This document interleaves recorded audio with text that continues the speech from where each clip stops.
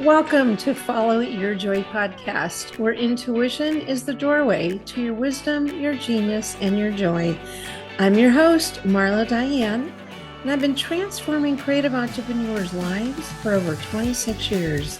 Through two businesses as a success coach and a business strategist, and prior to that, an entertainment publicist and a talent manager for 2 decades. It's time to make joy your inner GPS for life and business decisions rather than lean on your logic and reason first. You'll not only be following what is most authentic to you and for you, but you will live the beautiful life that's meant just for you. You'll come to learn that following your joy is a life and a business strategy. Listen in for inspiring entrepreneurial stories and solocasts that illuminate how by trusting your intuition, you'll create a fulfilling result. Want to learn how to access, trust, or up-level your intuition? Join me in the conversation to find out how. Vacation, wherever you travel to. And speaking of which, did you catch last week's podcast where I spoke about my next Italian adventure in September? I'm headed to Italy next month after waiting since 2020 to return. Italy really is my soul space. Yours too? This 2-week trip will be my third time since 2017. And every time I go, my life is transformed in some miraculous way. I call it transformational travel. Yeah, there's something truly magical about Italy. It changes you from the core, whether it's the quality of life that Italians live by the way they thrive through connection that opens your heart even more, or gathering in the piazza to meet friends, new and old, the art, the architecture, the food, the wine, the whole family thing, that sense of belonging and community. It just changes you. I remember how I felt 2 weeks into the 4 weeks of my first trip back in 2017. And it's like I could sense all the angst, all the stress, all the walls come down. And I felt my feelings probably for the first time in quite a long time. And it's like I fell back in love with life. Italy does that to you, right? Have you felt that before? Because I'll tell you, it happens. I like to integrate my inner changes that happen in my perspective when I come back to my Southern California life. It's kind of an intentional thing where I integrate everything, the changes. And, traveling is truly a transformational journey. So I'll be traveling with a good friend who loves Italy as much as I do. We're going to go to Rome for 5 days and then to the beautiful Amalfi Coast for 8 days. That whole region. I'm like so excited. It's been a lifelong dream of mine to go to the Amalfi Coast. Oh, so I can't, it's like, cannot wait. So we've been planning this since April, and we're going to be off in late September for 2 weeks of pure joy. During my last several months of prep, I did find many helpful travel resources that could serve you if you're traveling this fall or winter. So I chose 5 of the many resources to include on a list. It's on my blog. I just posted it, or I should say my team just posted it yesterday. And I'll put the link in the show notes so you can take a look at these tips and resources. And one tip I did not include was withlocals.com, where you choose a local in a city that you're traveling to for private day trips and excursions and experiences. It's just you and your companion or your small group and the guide. And we chose our guide for a full day around Amalfi Coast. She was going to pick us up at our Airbnb and then drive those windy, narrow roads on the Amalfi Coast, which I wouldn't even want to attempt. And she's going to be taking us to Positano, the towns of Positano, Amalfi, and Ravello. Oh, Perfect. So look up withlocals.com instead of those larger group day tour offerings and go for the more intimate, kind of affordable private tours. And by the way, they're not a sponsor today. Maybe they will be in the future. They're just one of my favorite resources. Okay. So I am very excited to have you meet and listen to my next guest, Scott Freeman. His appearance on the show, it's very special to me because of our long time history. So first of all, Scott has to be one of my longest known friends of 36 years. I looked on the calculator. I go, okay, we met in 36 years.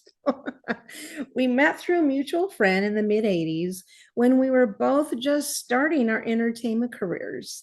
He is, I should say, is one of the most loyal, kindest, and creative human beings you'll ever meet. I consider his trademark of sending handwritten cards for holidays and birthdays a lost art. For 36 years, I've been receiving cards in the mail, not email, from this guy with his own sweet sentiments always written inside. And I've witnessed the blooming of his creative career over 3 decades. And he has built quite a renowned reputation. From his bio, because I don't want you to miss a thing, here it goes.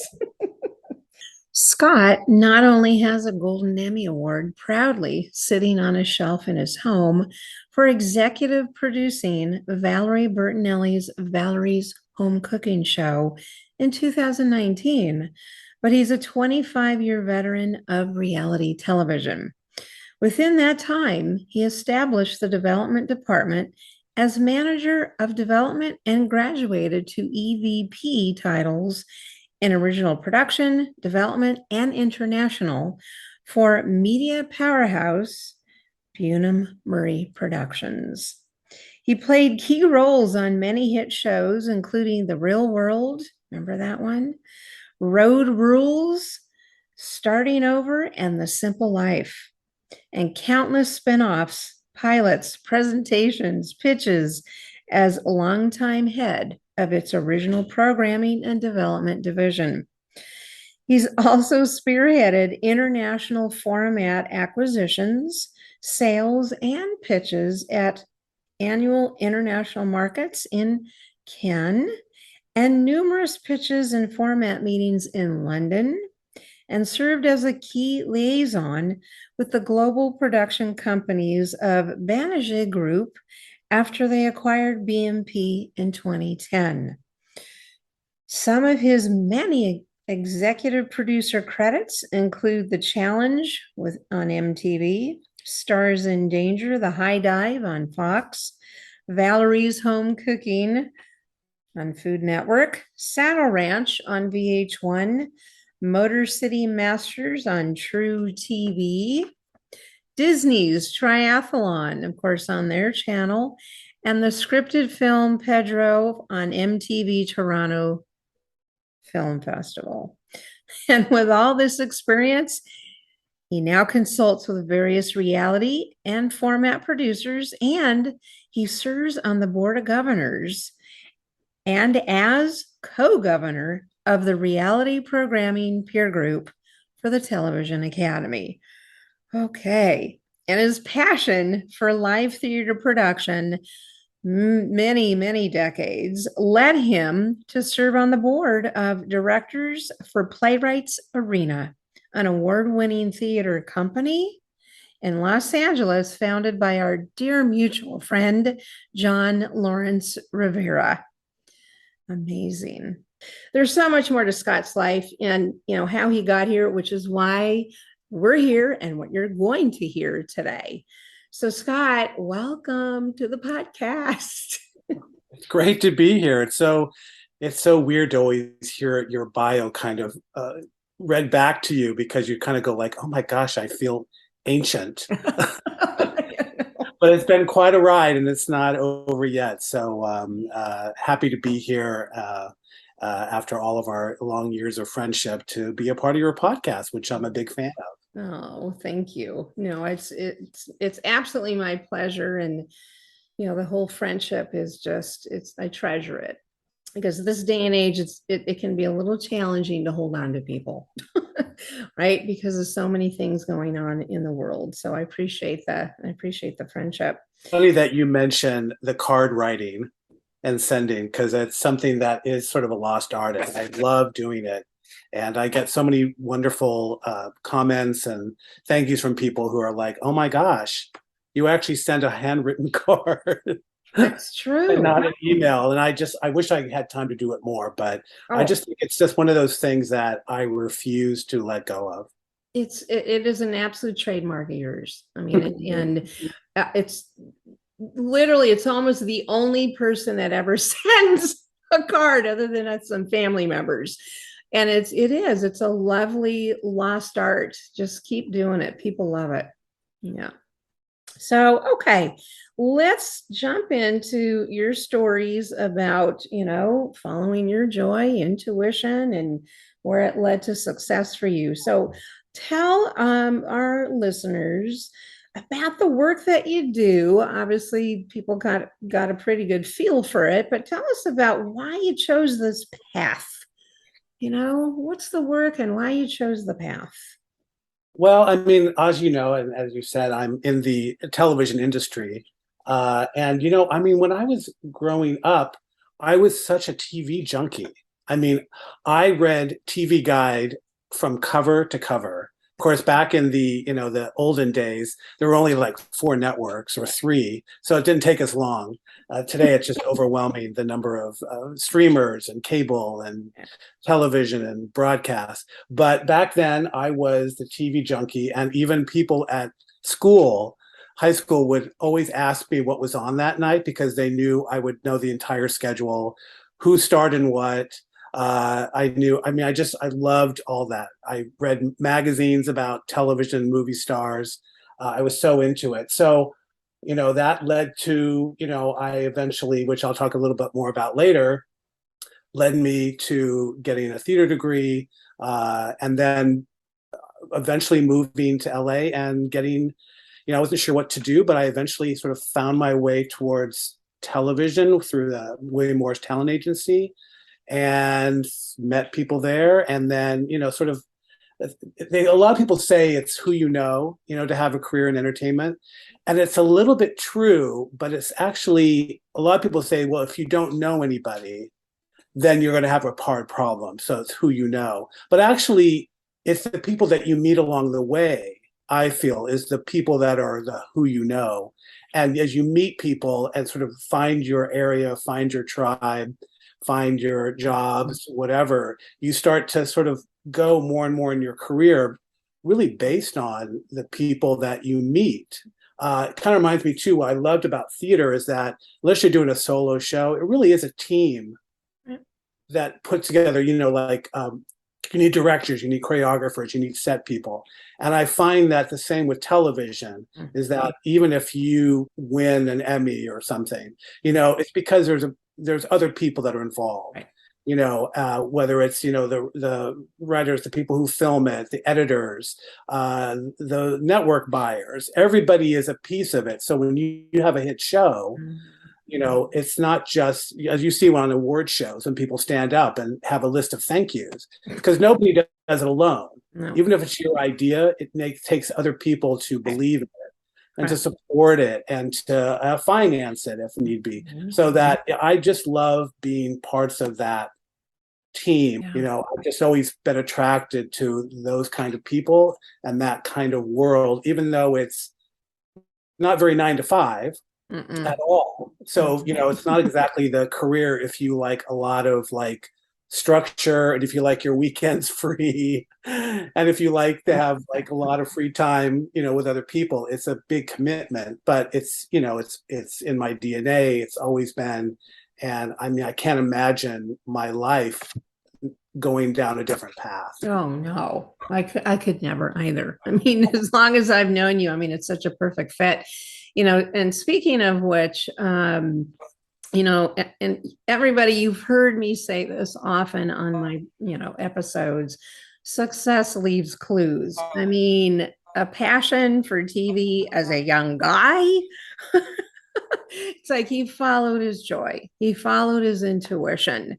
There it was. There was the path way back then, and I agree with you about I find being a creative, and that's what this podcast is for, is all different types of creatives. We love what I call a creative synergy. And when you're with a team, in other words, it's being creative is not a solo journey by any means. And yes, you may come up with ideas, you may come up with whatever, but it does take a team, takes a village, right, to make it happen. So I hear you on that. And that in and of itself, which I know you'll talk about, is one of the passions that we all have as creatives, is to be able to literally, right, do this thing together, So wonderful. What brings you joy, right? What really brings you joy in your work? Well, like I said, I think it's the ability to really, kind of come up with things. I love creating things that never existed and developing them until they really grow into, excuse the word, reality, which I basically did. I love scripted world, but I'm more in the reality world. I mean, to me, brainstorming Mhm. is the most fun, or as Disney likes to call it, the blue sky part of it all. Mm. Really trying to imagine things, kind of the what if of the world before you get too bogged down in, why it won't work, why it'll cost too much money. Oh, nobody's going to watch this, all those kind of doubts. I love that process when you just sit back and it's pure creation. Sure, you need to think about that eventually because there is the business part of show business Mm. that people have to realize. But there's that part about, figuring it out, how to work out the kinks, what'll make it stronger. Who can you add into it, whether it's a piece of talent or some other element that really makes it sparkle and really makes it magical. And then I love working, with all of the passionate, talented artists, which is again why I always gravitated to the performing arts and show business. I love the people. They're passionate and they can be frustrating, they're brilliant. There's just all of these wonderful people. And again, it's not a 9 to 5 job, but when it's in your blood, it's where you find your most joy. And if you can either bring your own idea to fruition, or like I do with my consulting, helping other people who have, a great idea or a great piece of talent or some sort of format in their minds, and being able to say, from experience and just being in this business for a while and saying, you know what, this is really good, but what if we did this? Or what if you added that? Or, maybe there's another way. Maybe we're going too, literal. Maybe there's a way to kind of put a spin on it that makes it not like the other shows out there. Mm-hmm. Or maybe this talent, really works. Or maybe I can, give you some thoughts to put into the deck or into the write-up of this project that helps sell it better. Mm-hmm. So I love doing that. I did it, when I was at Murray Right. for so many years, and I can do it with other people because there's a language and there's sort of an art to it. And sometimes you can really use your experience, to, in a way, almost mentor people, but also, again, working with people who are kind of with you, share the same DNA. And when you get that connection and you kind of talk in that same language, it just there's like a spark that happens. And it's like chemistry. Yep. You kind of know when it's like, you know what, we fit together, Mm-hmm. spark each other. Yeah. We're going to come up with something great because we've got the sort of the right attitude and the right vision, Mm-hmm.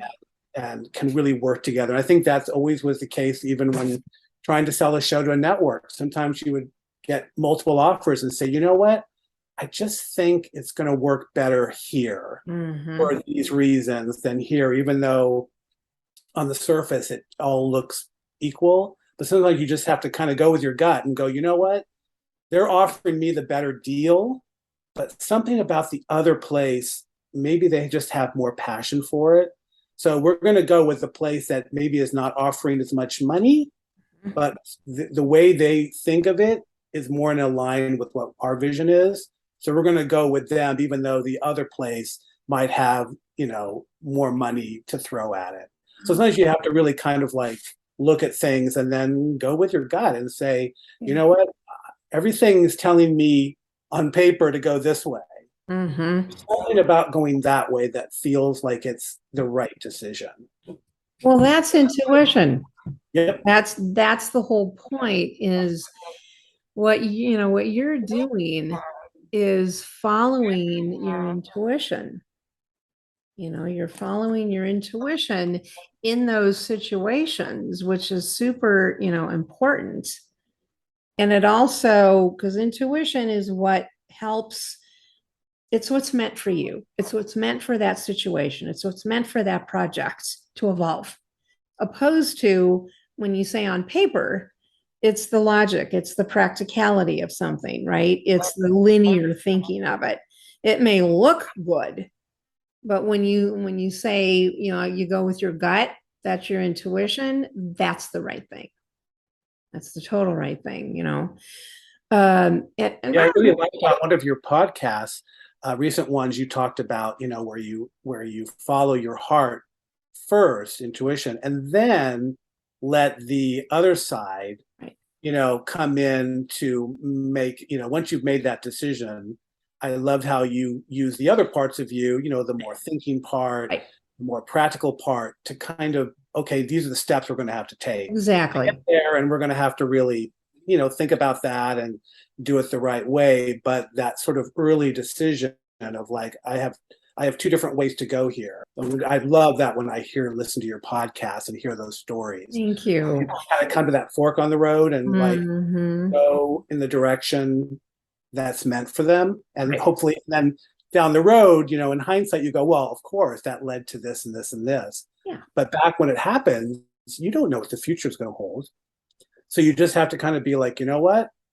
I'm just going to strap in, buckle up, and take that, leap or take that journey and, kind of hope for the best, but also I think have that kind of personal, I don't know what it is, a personal strength or a personal compass to go, I know that when things work the right way, I will eventually find the path that I was meant to be on and the people that I was meant to meet. Yeah. I just have to kind of trust without having it written in the contract that things are going to work out. No, it's very, very important what you said, which is, and thank you for, acknowledging the path to, arriving at, your intuitive decision, and that is trust. Trust is super, super important. And that's what people need to learn to do. That's what comes first, is instead of what I call certainty, or at least a level of certainty and predictability, which is the logic, the reasoning, all of that, is to trust your intuition, trust your gut, that is the right thing to do instead of the other thing, because it always will. It always will lead you down the right path, but you have to trust it. Right? You got to trust it. And then correct is that the next piece is once you use that intuitive first step, then you use the logic and the function and the practicality to do the steps from that guidance. That's exactly it. So it's a beautiful formula. It's kind of a dance between what I call the masculine and the feminine. And it has no gender to that. It's just a principle of life. Typically things that are, the strategies and systems and practicality and linear of life and reasoning, that's the masculine, that's the structure, right? And getting things done. Whereas the intuition, that's the feminine of life, the creativity, the creation, the ideas of life, right? Where we reside, in our thoughts and our feelings, and so forth, in intuition. So when you marry the two of them and they work together, it's a beautiful thing. Which, by the way, everybody, you might want to, kind of re-listen to this podcast, this episode, I should say, you're getting golden nuggets from an executive that has been behind the scenes, closed doors, in creating what you have seen on television. So I highly recommend you re-listen and maybe even take some notes about what he was talking about, the creative process and how they make decisions, right? I thought that was really interesting. I was kind of like really, really listening in on that. When you were mentioning and you were talking about the creative process, with this team or with a team, and how much joy it brings you, I couldn't help but think of course, Disney, which is one of our favorites. Scott and I are both crazy Disney fans. And that is Imagineering. That's where I went to when you started kind of diving into the process. I think it also speaks to, which I kind of think is the kid in all of us. It's that Peter Pan, one of my favorite characters that doesn't want to grow up. And I embrace growing up and being an adult, but there's, especially in the creative arts, you have to, I think, have that somehow a touch of that childhood. The childhood that dreamed and played and made up stories and believed that things were possible. So I think, when you get into, school and you get into real life, there's so many people around you that are like, no, that's never going to happen. And who are you to think that you're going to be able to do all these things? What makes you so special? And I even heard that when I was in college as a theater major, and I talked about, writing plays and creating this and having a life in entertainment. And some people were like, really? You really think that's going to happen? Like, really? You have people saying that to you? Yeah. And I thought, and I even said, who knows what'll happen? But if I stop dreaming now, like then I might as well just, like hang it up, and leave, like, why am I even here? So I just thought, I'm gonna try. I'm going to try my best, and you never know what's going to happen. Right. But I just kept thinking, like, I just hope if I work hard enough, if I believe in myself, if I meet the right people, and be that kind of guy that people want to hire and want to promote and all of that, that I think could be a future in this. And, thank goodness it works. So I think that's one reason why, you and I share the Disney love so much. Again, I love parks, I love the rides, but I think when I'm there, again, it's like touching base with the kind of that little kid, who went there the first time and just thought, oh my gosh, this is such a magical place, and I can maybe be a part of this or do something like it. So I still, once I go back there, I just kind of touch base with that, and it's also a chance to be goofy and play. I think which a lot of people, I think, forget about when you're an adult. It's like, well, I got to do this. I got to pay the bills. I got to pay the tax. And I have a mortgage. And I have a car. And gas is cost, blah, blah, blah. And you get so caught up in that sometimes you just have to be like, you know what? I'm gonna take off my adult hat and I'm gonna put on my mouse ears.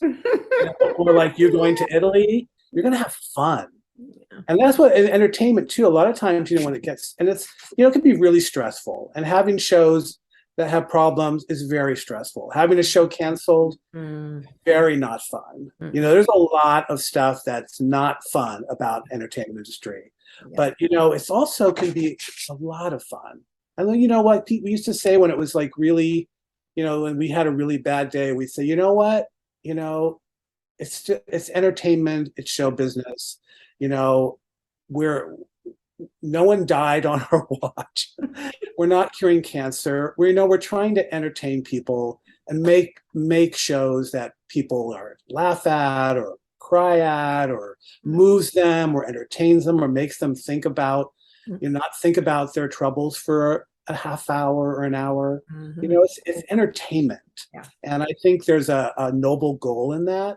And we just have to remember when we're in that industry or any creative industry that, that you can really change people's lives, or even just put a smile on their face for a little bit of time. And that's a great thing. It's vital for culture. I mean, what really drives us as human beings even if you may not consider, someone may not consider themselves, ultra creative. We're all creative in a certain nature, but our culture, which Disney is a big part of it, anything in entertainment is part of our culture. That's I think that one of the biggest contributions that what someone like yourself does, is you're contributing to the culture in such a huge way. Yeah, I was a TV junkie Mm, in the worst way. And I would, and this was before, we had DVRs and right. streamers. So if you wanted to watch something, you needed to have your butt on that sofa, to watch it. I would run home from school to watch my favorite soap opera, Dark Shadows. Oh my God, I used to watch that too. Oh It was my at God. 4 o'clock in the afternoon, wasn't it? Yep. Thank God school, and our school was just down the street. And I would run home and sit there, and I wasn't that ever like that super sports athletic and all that stuff. So I really, between reading and television and then live theater, or when I was involved in it in community theater, high school theater, that kind of stuff. Those were my homes, my retreats. It's interesting you talk about how the clues are back in your childhood, and it's interesting looking back that I work in television. I'm involved still in theater. I'm on the board of John's Playwrights Arena, a dear friend of both of ours, and I still kind of do that, except I do it professionally. And all those years of TV when probably my parents were like, "Oh my gosh, he spends way too much time watching television." But it led me to go into that industry and actually have a career in it. So I don't regret all those times watching it. Luckily for us back then, television stopped. Remember, at like midnight or 1 a.m. Yeah, it went off. Like, it went off air. It went off the air, and there was like snow on the screen. So thank God, when I was growing up, I was tempted to watch late night television or all night TV, because I probably would never have slept. Let's move into, and let's see if you can kind of, put this kind of all together. And that is, even though you definitely have mentioned following, your intuition, especially in the creative process and so forth, I want you to share, excuse me, a story, where you followed your intuition that led to a joyful, fulfilling result. In other words, there was the beginning of it, like I'm following my joy, I'm following that intuition, because they're both linked. Okay. And it actually led you to a result that you were like, yes.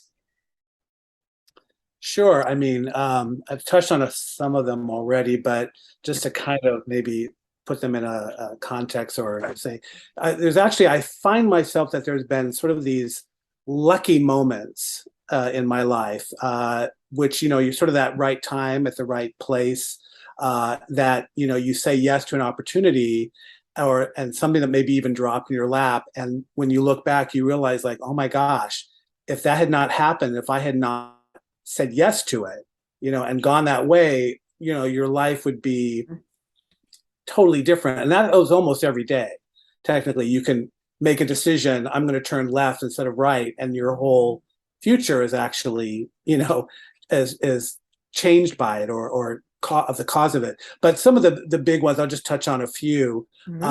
I went to Santa Clara University, which I loved, and I went there by chance. I never went there until I was already accepted, had a scholarship, and then I visited the campus, which is not how it's done today.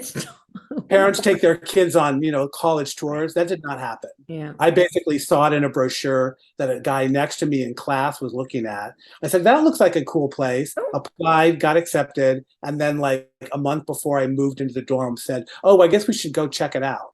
Oh, geez. What was I thinking? But it just happened. And then I get there. And through Santa Clara is obviously where I met some key people in my life, which actually led me to you. So if I hadn't gone to Santa Clara, we would not be We would have never met. We would never have met if I had not gone there. Wow. So that's a fact I did not know. Yes, because I wouldn't, that's where I met the people that Mhm. I met you through. And then my dad encouraged me to get a business degree, even though he knew I loved Mm, theater and film. But he said, mhm, get a practical degree that mhm. you can really use, and then do all your other stuff on the side. Yeah. So, I mean, I knew my heart wasn't in it, but it sounded like good advice. Mhm. And I got Santa Clara, and I loved my theater classes. But when I looked at all the accounting textbooks that were in my present and future, I mean, I wanted to just cry. Right. And I thought, I can't do this. Yeah. So my father actually passed away from a heart attack right after my high school graduation. So between the time I applied to Santa Clara, got in, Mm. and went there, he passed away. So after the first year, I went to my mom, because she was also helping me financially. And I said, you know what? I can't be a business major. I just can't. Yeah. And if that changes things, or you don't want to help support me, I'll get jobs. I don't know. I just have to switch to theater arts. I know it's a crazy thing to do, and I don't know what I'll do with it, but I want to switch majors. And she was like, your dad, you know, lived and breathed a job, to support our family that he really didn't love, but it was a great job, and he had a heart attack at Mm. 50. Mm. So, you know what? Go live your dream. Oh, I would rather you be happy. yeah. A mom's blessing that, I couldn't Mm. believe. And then so I listened to my heart and I followed my joy. And I switched to theater arts. And literally, as I was walking out of the business school with my, transfer switch paperwork, I started singing Don't Rain on My Parade from Funny Girl I on love my way to it. the theater department, which talk about being theatrical. But Yeah. I was like, you know what? Because I knew people would be like, "Why are you doing that? You're throwing away a business, degree." Yeah. Like, and I thought, you know what? Don't rain on my parade. I'm going to go for it. And I joined the theater department, and I loved it. Then a Mm. few years later, I went to visit with a friend of mine. We went to an Up with People show. I don't know Mm. if people out there know Up with People, Mm. but program been around for years, and people traveled and performed all over the world. And we went to the show. I'd never been to one.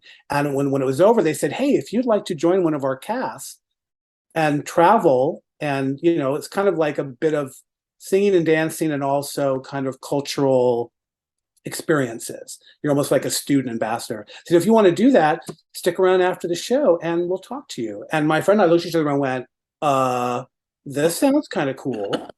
So again, I had already started working, near my college campus, in San Jose, Santa Clara. I had no plans to like leave for a year and travel the world. But we interviewed and I got accepted to join like a few months later. Mm. And I was in Tucson training for this, and my friend was accepted for the following like student year. So all of a sudden I'm traveling the world and meeting amazing people, experiences, and the cast of people that I traveled with are still some of my closest forever friends.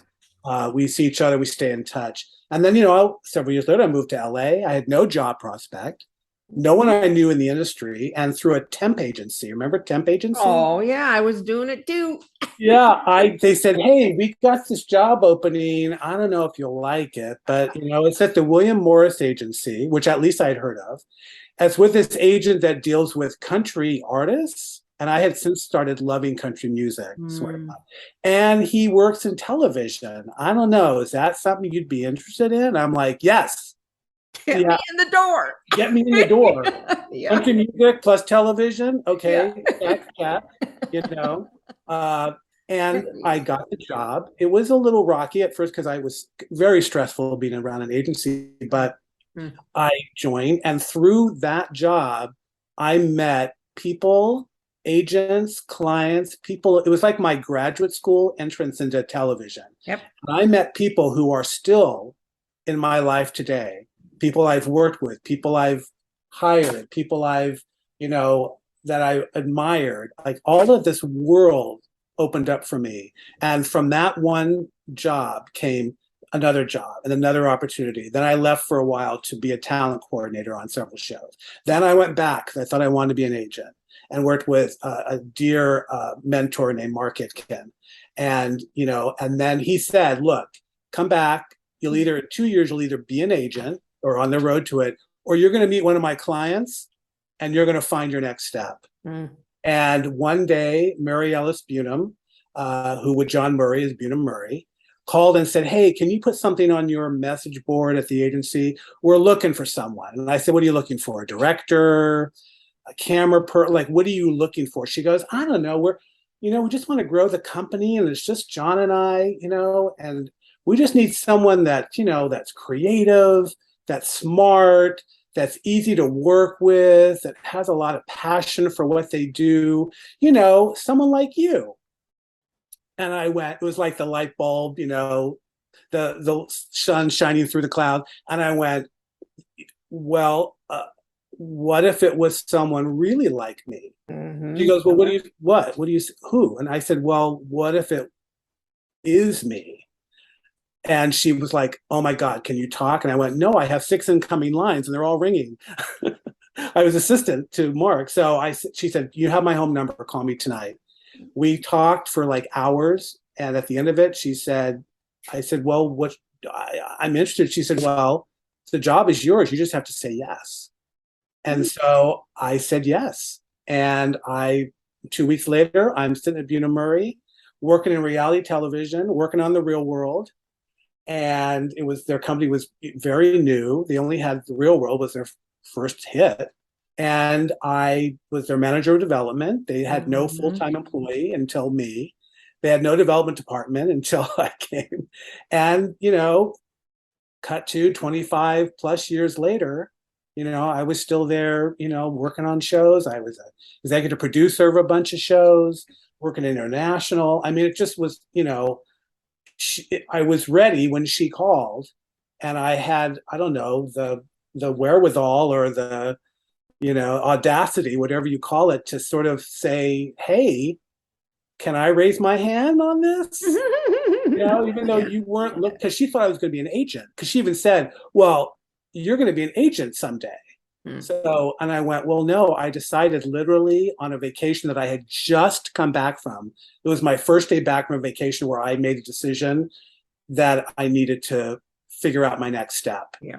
I didn't know what it was going to be, but I was going to figure it out. And I was back at the office for about 2 hours. Yeah. When he called and said, hey, we're looking for someone. So that to me was a big, follow your instinct, throw your hat in the ring, raise your hand. And it brought me a career, it brought me a family, shows, and an Emmy. Well, of course, the Emmy. I mean, and so everybody, look at again. It's such a cool story.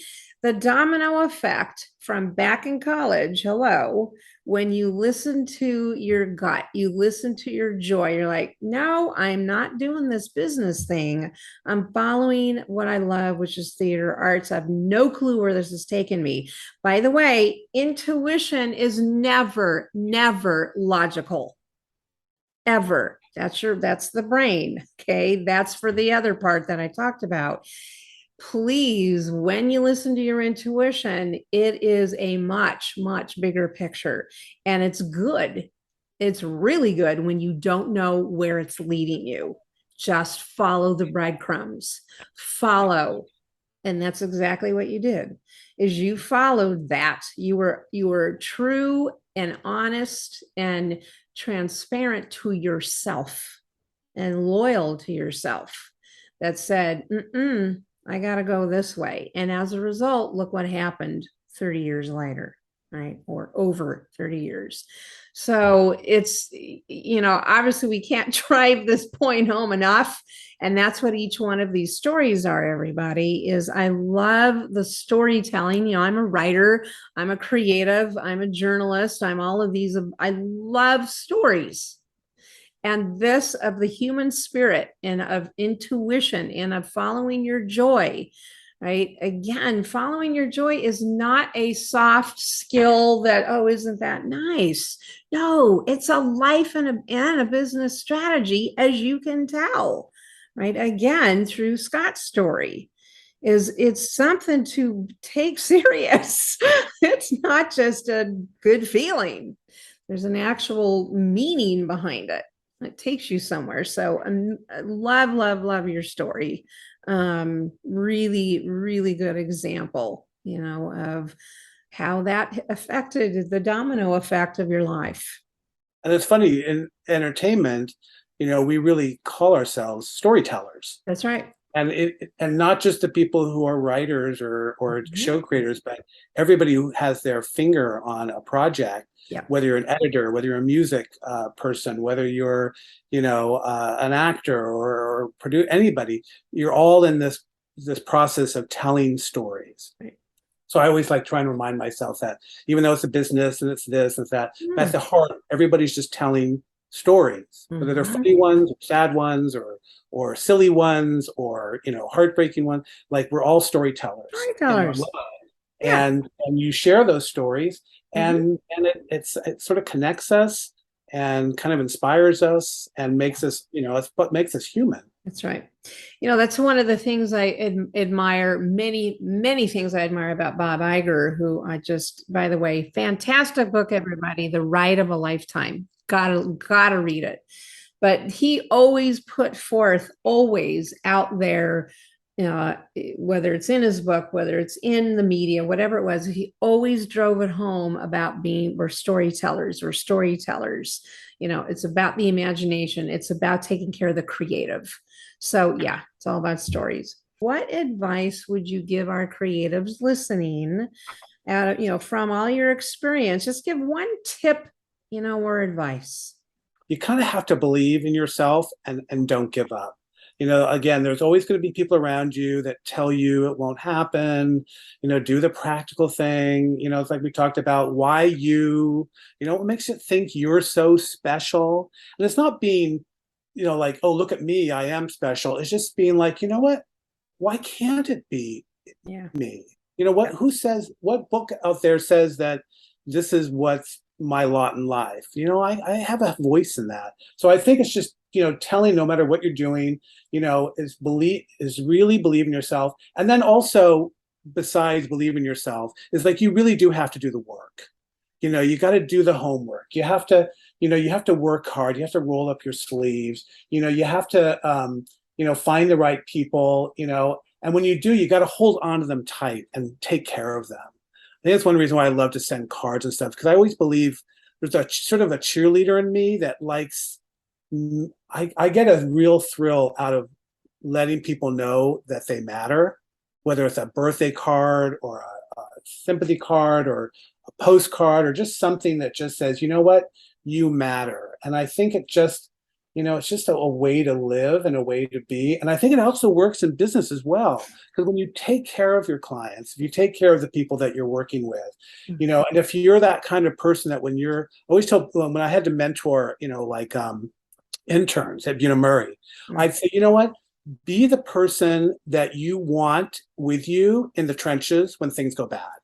It's great, when everything's happening and the show's a hit and the networks are buying everything you pitch, and and all of your cast are happy and it's just happy, happy, happy. But when things go wrong, or you're up late, or something has gone off the tracks and you need to get it back on, like, you want people with you when you're in the trenches who are going to be there with you. They're not watching a clock.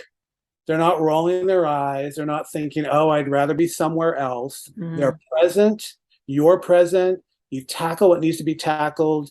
You deal with the challenges. You also celebrate the good times and the achievements and the Emmys and all those stuff, the perks that go with it. But you're there in the good times. You're there in the bad times. And again, you're that person that just people want to work with. And when you're that kind of person, more opportunities come. People think of you for things. People go, hey, I know this guy. I had a great experience working with him. He'd be perfect for that show.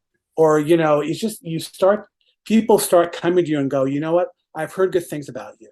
The word on the street is right. All those things where people realize, you sort of build a reputation that kind of speaks for you besides your credits and your LinkedIn profile and all that stuff. Yeah. That personal touch, and then again, you just have to just keep believing.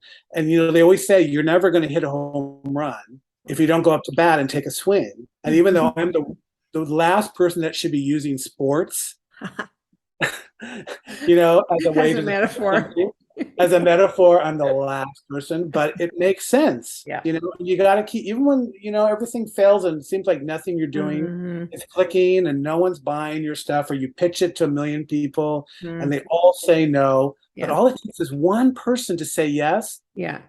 And then you're like, you're off and running. So just never give up. Yeah. Well, and what you're talking about is work ethic. That's the bottom line. It's exactly. What you've just described, which is you to a T, for sure, is just having a good old fashioned work ethic. Yep. And that can be a whole other podcast episode about that in today's times. Which we're not going to talk about right now. No. Let's go to just anyway. Hey, Scott, this has been, as I expected, wonderful, and to hear even some things that, even though I've known you for, 3 decades, some things I didn't, know. So where can people get a hold of you if they want to reach out to you? What's the best place? Probably I'd say, business wise, I'm on LinkedIn. Just, look up I'm there by my name and you'll see me on there.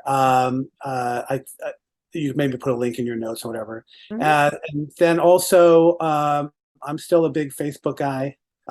So you can probably send me a message through Facebook. I'm on there, and I still do it. I'm on Instagram too, but I sort of check Facebook more often. Okay. I think I just have more people from my life and family stuff on there, so it's sort of my go-to place. So it's pretty easy to reach me, and I'll just send me a message and I'll get back to you. Okay. All right, you heard it. Facebook or LinkedIn. So reach out if you want to be friends with this all-around guy. Thank you for the invitation to do this. It was it's always fun when we get together and talk or go on little trips and all that, but it's been fun. And again, congratulations on your podcast. I've learned a lot from it, and I encourage everyone to keep listening, because the stories and the guests and your intellect and your emotional stories, and have a great time in Italy. Oh, thank you so much. I really appreciate it. It's absolutely my pleasure. All right, everyone. So as I, say, always follow your joy, right? It's your intuition that is giving you a clue. Keep doing it. All right. Take care till next episode. Bye. Thanks for listening in. You can find more entrepreneurial stories and resources at marladiane.com. And while you're there, enjoy my 3 free downloads to uplevel your business and your life. How about you take a screenshot of this episode and tag me on Instagram by sharing your highlights of what you learned today? I'd love to connect there with you. Until next episode, take care.